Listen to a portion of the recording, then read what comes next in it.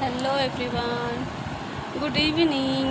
कस्तो हुनुहुन्छ हजुरहरू? सन्चै हुनुहुन्छ होला है। कस्तो गर्मी छ आज 2 दिन 3 दिन भइसक्यो। गर्मीले त बेहाल भइरहेछ।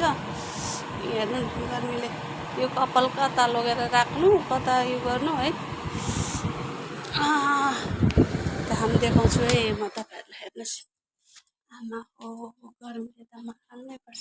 सधैँ खिड्की बन्द गरिरहेको छु घामले, हेर्नु न। हेर्नुहोस् त घाम यो बाहिरैबाट पल्छ। बाह्र निस्केर पनि पिरै सरी।